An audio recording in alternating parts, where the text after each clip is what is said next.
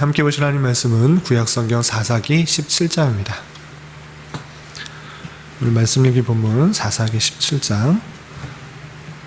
어제 말씀 읽기 본문까지 해서 12명의 사사에 대해서 설명이 되어 있고요. 17장부터 마지막 21장까지는 그때 당시에 생활상이 어떠한지에 대해서 나오고 있습니다. 그 중에서 오늘은 종교의 타락상을 보여주고 있는 사사기 17장의 말씀을 읽도록 하겠습니다. 사사기 17장 1절부터 마지막 13절까지 길지 않으므로 1절부터 마지막 13절까지 봉독하겠습니다. 함께 봉독합니다. 에브라임 산지에 미가라 이름하는 사람이 있더니 그의 어머니에게 이르되 어머니께서 은 1,100을 잃어버리셨으므로 저주하시고 내 귀에도 말씀하셨더니 보소서 그 은이 내게 있나이다. 내가 그것을 가졌나이다 하니 그의 어머니가 이르되 내 아들이 여호와께 복받기를 원하노라 하니라. 미가가 은 1,100을 그의 어머니에게 도로 주매 그의 어머니가 이르되 내가 내 아들을 위하여 한 신상을 새기며 한 신상을 부어 만들기 위해 내 손에서 이 은을 여호와께 거룩히 드리노라. 그러므로 내가 이제 이 은을 내게 도로 주리라.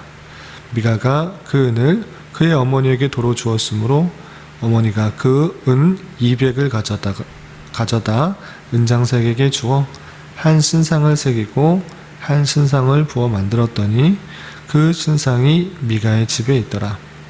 그 사람이 미가에게 신당이 있으므로 그가 에봇과 드라빔을 만들고 한 아들을 세워 그의 제사장으로 삼았더라. 그때에는 이스라엘에 왕이 없었으므로 사람마다 자기 소견에 옳은 대로 행하였더라. 유다 가족에 속한 유다 베들레헴에 한 청년이 있었으니 그는 레위인으로서 거기서 거류하였더라. 그 사람이 거주할 곳을 찾고자 하여 그 성읍 유다 베들레헴을 떠나 가다가 에브라임 산지로 가서 미가의 집에 이르매 미가가 그에게 묻되 너는 어디서부터 오느냐 하니 그가 이르되 나는 유다 베들레헴의 레위인으로서 거류할 곳을 찾으러 가노라 하는지라. 미가가 그에게 이르되 내가 나와 함께 거주하며 나를 위하여 아버지와 제사장이 되라. 내가 해마다 은 10과 의복 1벌과 먹을 것을 주리라 하므로 그 레위인이 들어갔더라. 그 레위인이 그 사람과 함께 거주하기를 만족하게 생각했으니 이는 그 청년이 미가의 아들 중 하나같이 됨이라. 미가가 그 레위인을 거룩하게 구별하매 그 청년이 미가의 제사장이 되어 그 집에 있었더라. 이에 미가가 이르되 레위인이 내 제사장이 되었으니 이제 여호와께서 내게 복 주실 줄을 아노라 하니라. 아멘. 네, 감사합니다. 오늘 말씀 읽기 본문은 사사기 17장입니다. 우리가 어제 살펴본 것과 같이 사사기 16장을 통해서 사사 3손의 최후의 모습을 보면서 사사기에 나오는 총 12명의 사사의 이야기가 다 맞춰지게 됩니다. 그리고 오늘 말씀 읽기 본문부터 나오는 사사기 17장부터 마지막 21장까지는 그때 당시에 얼마나 이스라엘 백성들이 종교적으로, 윤리적으로, 그리고 성적으로 타락했는지 모습을 보여주는 예화로 이어지고 있습니다. 그래서 삼손 이후에 있었던 일이라고 생각하기보다는 사사시대에 얼마나 이스라엘 백성들이 부패하였고 타락하였는지를 보여주는 내용으로 그렇게 시대적으로 이해하시면 될 것입니다. 그리고 17장과 내일 읽게 되는 18장에서는 특별히 이스라엘 백성들이 얼마나 종교적으로 타락했는지에 대해서 보여주고 있고요. 그리고 19장부터 21장까지는 윤리적으로, 도덕적으로 얼마나 이스라엘 백성들이 타락했는지에 대해서 일화를 들어서 설명하고 있습니다. 그 중에서 오늘 17장을 통해서 얼마나 종교적으로 타락했는지 내용을 좀 살펴보도록 하겠습니다. 17장 1절에서 보면 에브라임 산지에 미가라 이름하는 사람이 있었다라고 되어 있습니다. 에브라임은 유대 베들레헴과 멀지 않은 그런 곳이었습니다.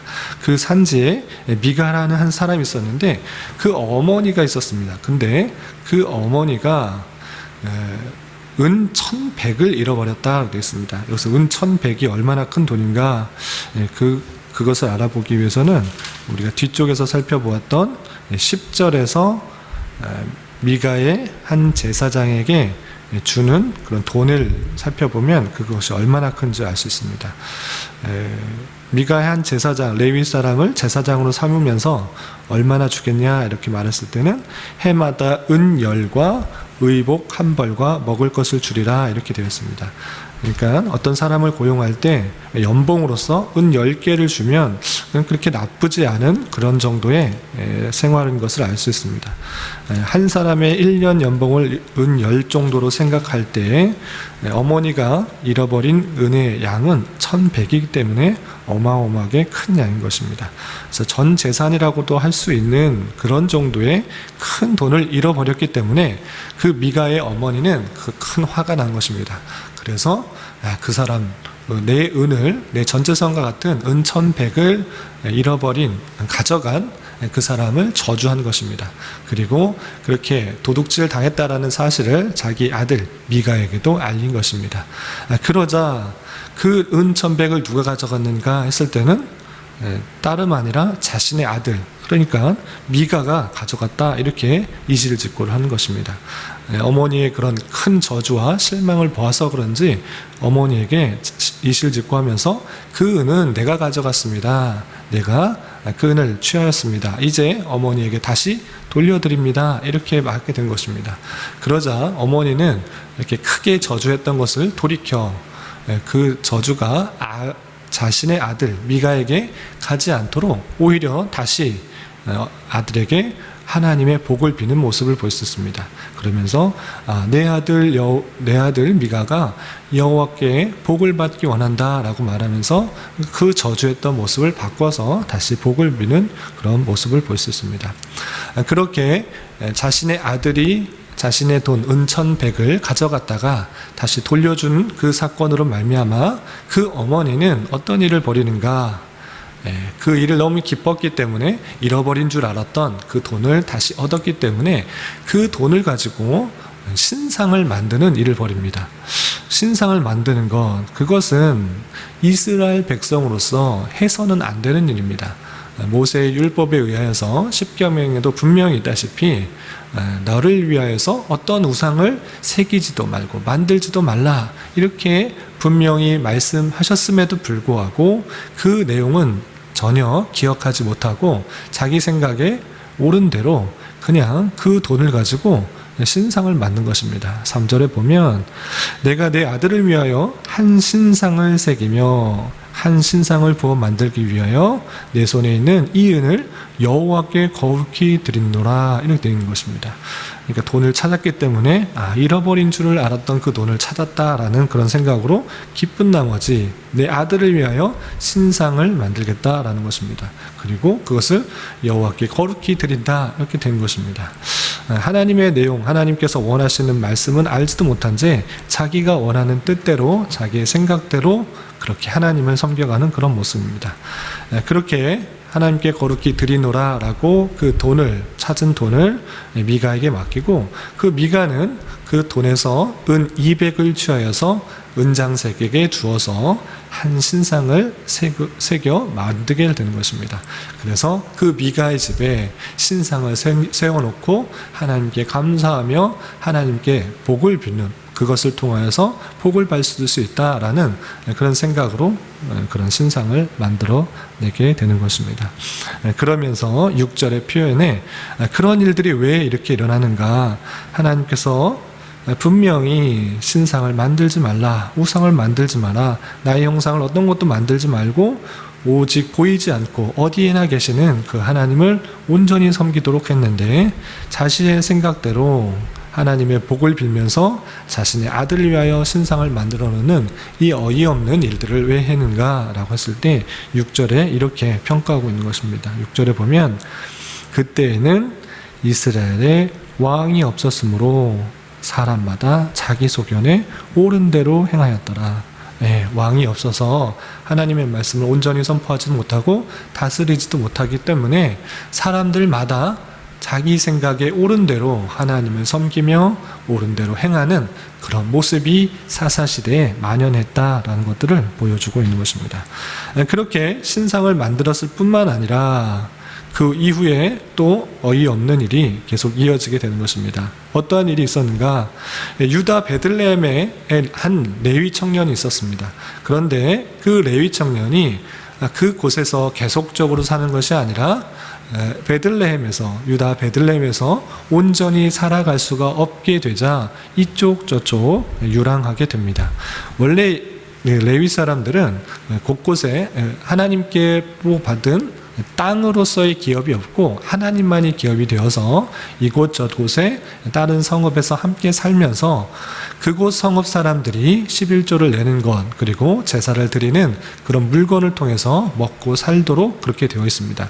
그런데 이 사람들이, 레위 사람들이 그곳에 정착하지 못하고 이렇게 유랑하였다라는 것을 통해서 그때 당시 사람들이 11조나 이런 재물, 11조나 그런 하나님한테 드리는 그런 제사를 온전히 드리지 않았다는 것을 추측해 볼 수 있습니다. 그래서 레위 사람들이 한 곳에 정착하지 못하고 먹고 살기 위해서 이곳저곳 돌아다니면서 먹고 살 궁리를 하게 되는 것입니다. 그렇게 유다 베들레헴의 한 청년이 원래는 그곳에 거류했지만 거주할 곳을 찾고자 하여 이쪽 저쪽 다니다가 마침 에브라임 산지 미가의 집에 이르게 된 것입니다. 그러자 그 미가가 그 사람을 보고, 그 레위인을 보고 이렇게 묻는 것입니다. 당신은 누구입니까? 그러자 그 레위 사람은, 나는 원래 유다 베들레헴 사람의 레위인으로서 이제 거류할 곳을, 이제 살 곳을 찾아 이쪽 저쪽 다닌다 말을 하게 된 것입니다. 그러자 미가는 또 하나님의 말씀과 전혀 다른 그런 행동을 하게 됩니다. 어떻게 행동했는가?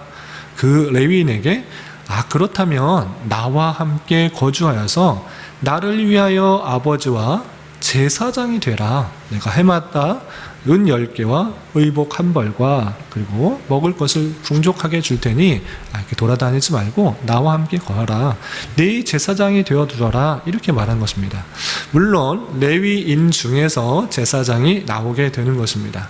그러한데 그것은 한 사람 또는 한 지파의 제사장이 되는 것이 아니라 이스라엘 민족의 전체 제사장으로서 하나님께 제사를 드릴 때 이것저것 제사를 드리는 일에, 돕는 일에 하는 것이 레위인들인 것입니다. 그러한데 미가는 그런 것과는 상관없이 한 가족의 제사장이 되어달라고 요청을 하고, 그 레위인은 그 돈을 준다고 하고 먹고 살게 해준다니까 하나님의 뜻과는, 하나님의 율법과는 상관없이 그렇게 하기로 결정을 하는 것입니다. 그리고 미가는 그렇게 레위 사람이 자신의 제사장이 되어준다라고 승낙을 해주자, 허락을 해주자 이렇게 생각을 합니다. 13절을 보면 미가가 이르되 레위인이 내 제사장이 되었으니 이제 여호와께서 내게 복 주실 줄을 아노라, 이렇게 생각을 하는 것입니다. 레위 사람이 제사장, 내 아들 중에 한 사람이 아니라, 또는 내가 제사장이 된 것이 아니라 레위 사람이 제사장이 되었으니까 이제 하나님께서 나에게 복을 주실 것이다, 이렇게 생각하는 것입니다. 그렇지만 하나님께서 복 주실 때 레위 사람이 자신의 가족 안에 제사장이 되어서 준다라는 그런 말은 어디에도 없는 것입니다. 하나님께서는 자신의 가족을 위해 어떤 제사장을 두라, 이런 표현도 전혀 없는 것입니다. 그냥 모든 이스라엘 백성들은 레위 사람이 제사장이 되어서 한 곳에서 제사를 드리게 하고, 또 어떤 우상도 만들지 말며 하나님 앞에 온전히 어디에나 계시는 그 하나님께, 삼위일체 하나님께 나아가도록 이렇게 되어 있는 것입니다. 그러한데 이 사사시대 때는 왕이 없었으므로 말미암아 자기 소견에 옳은 대로 행하는 그런 모습을 볼 수 있는 것입니다. 그런데 이 모습이 오늘날 우리의 모습도 이와 같이 될 수 있다라는 그런 생각을 늘 해야 될 것입니다. 왜냐? 하나님께서 주신 말씀, 하나님께서 어떻게 살아가라고, 하나님을 어떻게 섬겨야 된다고 이미 성경을 통해 말씀하셨음에도 불구하고 우리는 말씀을 읽는데 게으르고 말씀을 찾고 그대로 따르려는데 게으르다 보면 내 생각에 옳은 대로 내가 만든 하나님, 내가 만든 신앙을 따라서 내가 이렇게 하면 하나님께서 복 주실 것이야, 이렇게 하면 하나님께서 기뻐하실 것이야, 이렇게 생각하는 경우가 적지 않다라는 것입니다. 사사시대에 미가 집안만 그런 것이 아니라 오늘날 우리의 삶도 하나님을 섬기는 신앙이 아니라 내가 만든 하나님을 만들고 내가 원하는 방식으로 신앙생활을 하며 이렇게 행하면 하나님께서 복을 주실 것이야 라고 생각하는 모습이 없는지 삼가 조심스럽게 생각해 보아야 될 것입니다. 그렇기 때문에 우리는 늘 하나님께서 주신 성경 말씀이 어떻게 우리가 하나님을 섬겨야 하며 하나님을 따라야 하며 어떻게 살아가야 할지 부지런히 익히고 배우고 또 연구하지 않으면 사사시대의 미가와 그의 가족과 같이 우상 숭배를 섬겨가는 그런 모습으로 나아갈 수 있다라는 그 사실을 잊지 않고 삼가 조심하며 우리의 신앙을 점검하는 그런 자가 되어야 될 것입니다. 그때에는 이스라엘에 왕이 없었으므로 사람마다 자기 소견에 옳은 대로 행하였다, 이렇게 표현하는 그 말씀이 오늘날에 적용되지 않도록 우리는 온전히 우리 참된 왕이신 예수 그리스도를 모심으로 그가 주신 말씀에 귀 기울여서 내 생각과 내 판단대로 신앙생활하는 것이 아니라 주신 말씀에 근거하여 올바르게 신앙생활을 할 수 있는 우리가 되어야 될 것입니다. 오늘 하루 살아가실 때 주신 말씀에 근거하여 주님의 말씀에 붙들려 그리고 하나님을 왕으로 모시며 살아갈 수 있는 저와 여러분이 되시기를 주님의 이름으로 부탁을 드리겠습니다. 기도하겠습니다. 하나님 아버지, 감사합니다. 오늘 말씀을 통해서 사사시대의 종교적 타락이 얼마나 심했는지를 살펴볼 수 있었습니다. 우리 또한 신앙생활을 하면서 하나님 말씀을 게을리하며 내가 원하는 대로 내가 만든 신앙으로 하나님을 섬기고 있지 않은지 되돌아봅니다. 주님, 불쌍히 여겨주시고 온전히 하나님과의 인격적인 교제 가운데 날마다 하나님의 뜻을 찾고 부르짖고 그 뜻을 따르기에 힘쓰는 신앙생활을 할 수 있도록 인도하여 주시옵소서. 내 생각과 내 판단이 왕이 되지 않게 하시고 오직 예수 그리스도만이 나의 왕으로 모셔 그분의 말씀대로 살아가기에 힘쓸 수 있는 자 되게 하여 주시옵소서. 주님, 최근 코로나19 바이러스가 지역 내 확산이 더욱 커짐으로 말미암아 교회 여러 모임들이 제한되고 있습니다. 주님, 긍휼히 여겨주시고 이 땅의 교회들이 더욱더 방역 지침들을 잘 따라서 바이러스 확산이 종식되는데 선두적 역할을 잘 감당할 수 있도록 인도하여 주시옵소서. 하나님을 믿고 예배하고 교제하는 신앙생활이 막히지 않도록 공유를 베풀어 주시옵소서. 이 나라를 또한 붙들어 주시고 국제 정세뿐만 아니라 내부적으로도 계층 간, 진영 간 많은 혼란 가운데 있습니다. 주님, 위정자들을 붙들어 주시고 인도하여 주셔서 이 나라가 온전히 자유와 민주와 평화 속에서 온전히 다스려질 수 있도록 은혜 내려 주시옵소서.